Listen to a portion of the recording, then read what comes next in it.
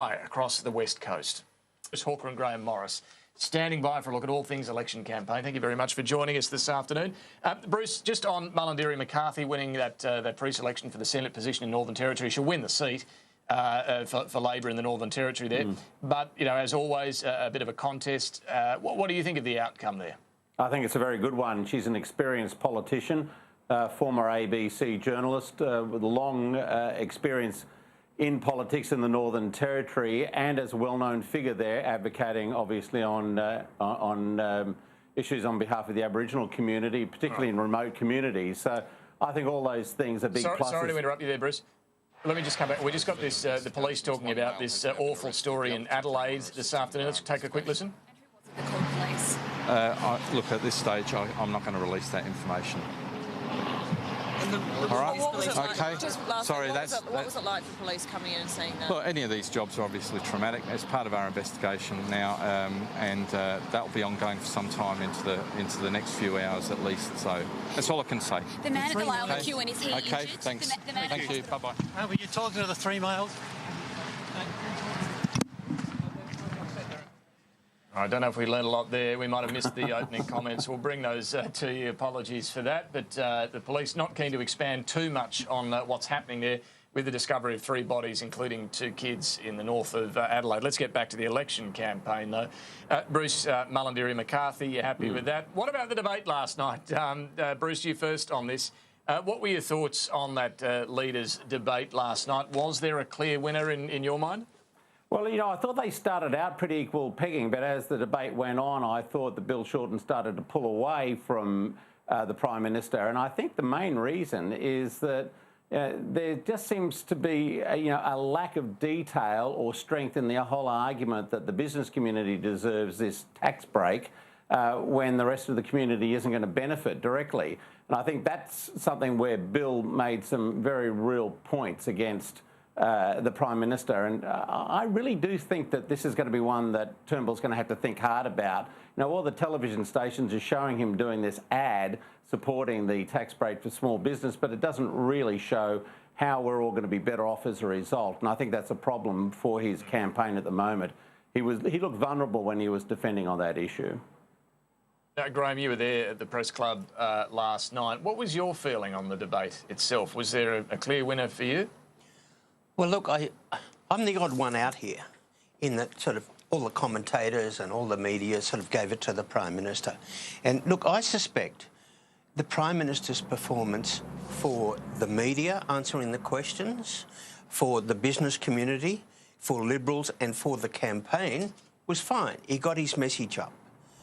But I think he's a bit lucky it wasn't on commercial free-to-air television, because I'm not quite sure that mums and dads in Gosford, in Penrith, in Beenleigh would have been as focused on what the PM was saying as they would have been on some of the things that Mr Shorten said.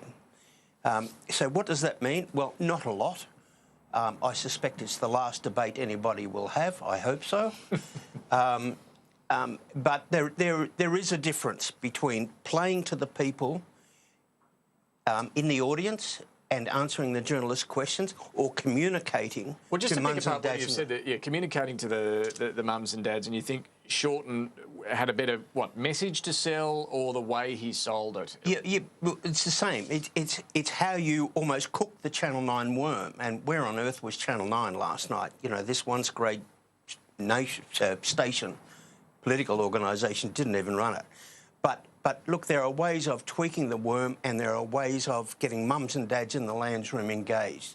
And it's all the sort of topics of health, education, all that sort of stuff. But it's also a couple of zingers against your opponent that livens everybody up. And I thought the PM was very orthodox, very controlled.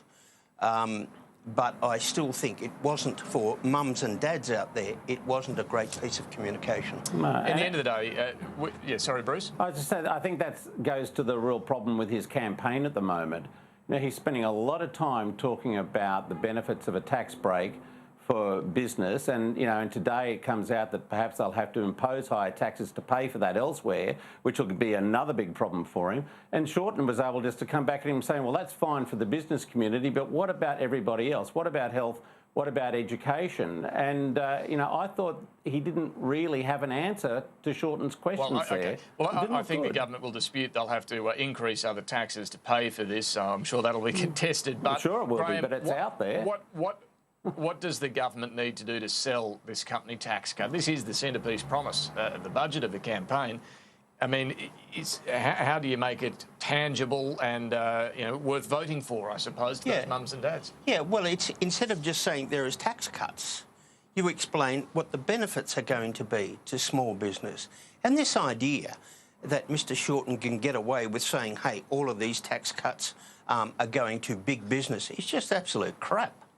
And it's time, I think, everybody who are spokespeople for the Liberal Party and the commercials and all of those small business interest groups out there got out there and explained that this is fantastic news for the little fellas. At the moment, Mr Shorten's getting away with blue murder, saying that, all the money's going offshore. But he's saying $7 billion of it will go to the big banks, the 4 big banks. That's true. Yeah, but he's saying that the whole lot, that there's no benefit for small business. That is just piffle. Well, he really should get small business people out there, on the campaign trail with him if he thinks that's the problem. But I think the more time he spends on this, the more difficult it's going to be for him. Shorten can just keep coming back and saying, well, demonstrate the great benefit in $50 billion, much of which is not going to be seen for about 10 years, in this campaign. It's got to be immediate. We've had campaigns in the past where we've, on the Labor side, have offered superannuation benefits to people in 20 and 30 years' time, and the public just yawns because they don't see any immediacy in it. They don't see anything in it for them. And I think this is where Malcolm Turnbull's got a big problem. I just don't think he really understands how difficult that sell is. Well, let's turn then to what now, because we've got 5 weeks still to go. Labor, we know, have got a couple of big policy areas to outline, hospitals, families.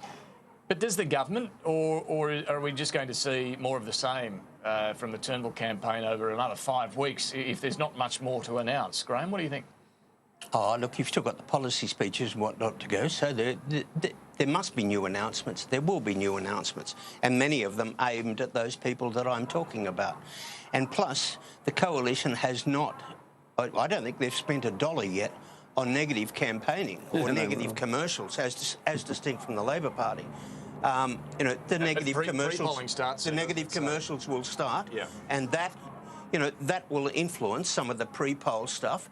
And it looks as if there's close enough to 20% of people vote before polling day. So, you can't wait to fatten the pig on the last day. You've got to do it from here on in.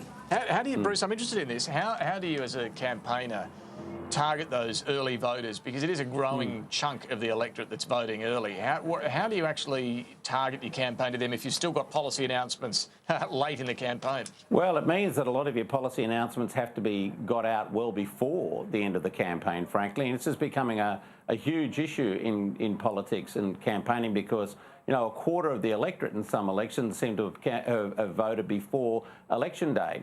So you actually have to target, those specific seats, particularly where you're looking to, to get the big swings or to stop the swings against you with your messaging. And you have to make sure that you're well geared up with your pre-poll campaign to make sure that people who do want to vote before the election have got a good idea about where things are. But you can't leave these things until the last week anymore like you used to because such a large number of people are voting well before election day. So you've got to get out there early and there will be a big negative campaign coming from the government. They say it's going to be the mother of all negative campaigns. I'm not surprised by that because if they haven't got much more to say in terms of policy giveaways, then they're going to have to try to scare the electorate out of voting for Bill Shorten and Labor. And, they're good at doing that. They've done it before. Now, we're looking at the pictures of the PM visiting Westfield Penrith today. We in the media love the sort of shopping centre or street walk, as they're called. I'm just keen for both of your thoughts and your own personal memories, having been involved in so many campaigns. These are risky things to do. What have been some of the biggest disasters when politicians go out and meet the people? Well, I can tell you there was one incident with Bob Carr once years ago where he went to a country town and was greeted by a protest there of local residents, and he was going to the town hall, and he was directed by the advancers through this crowd into, to a door that he had to go into, and he waved to them and probably looked a little bit smug as he went through, knowing that he had the door to escape into, and when he got to the door to open it, it was locked. And he had to turn around and go back out through the protesters and in through the front door of the town hall. That was a shocker. And every now and then those things go horribly wrong because the advancers get it wrong, or because once you go out in public, you can't control everything that happens. And it is one of those moments when they do street walks where you have to take your heart sort of leaps into your mouth a bit because you don't really know what's going to happen. Yeah, Grahame, what are your fond memories? Over the years, behind John Howard, giant koalas would turn up. Giant chicken at one stage turned up for some unknown reason. There was one with John Hewson where if anyone watched the entourage, he went across the street, back across the street and back across the street. Because on one side was sort of big sign on the shop that said reject, and on the other side was slash and burn in the middle of the GST election, the first GST election. Look, there's a lot like that. But seriously, talking about that footage today, George Wright, the campaign director, at about this stage, you start saying, where are we going to focus our money and our resources? And if I were him, I'd pull out of Lindsay. Fiona Scott's too good, he can't win. Yeah, you think so? You think Fiona Scott's got it in the bag? She's good, and all the good judges who have been in there say her ID and the mood in the electorate in all of the shopping centres is just fantastic. Well, the PM's been there twice now already in the first 3 weeks of the campaign. I don't know how, well, they're obviously targeting it, but I don't know if they're seeing it as in the bag. Bruce, what do you think? Lindsay, a hold already for the Libs? When a leader takes time out of his campaign to go twice to one seat, it's not in the bag, I can tell you that. And we'll probably see him back there on more than one occasion between now and election day. It's going to be, this is going to come down to street fighting right across Australia. And I think it's going to be fascinating to watch this campaign unfold. And I think probably we will need to look more and more at the individual seats and the regions to see what's actually happening and how it's playing, because a lot of the things that are happening at a local or regional level aren't really playing out in the national media at all. Yeah, I think that's absolutely right. The national polls tell you one thing, but that doesn't translate into a majority of seats being won on the night. But we'll get into that, I'm sure, over the next 5 weeks. Grahame Morris, Bruce Hawker, thank you very much. We'll catch up again soon.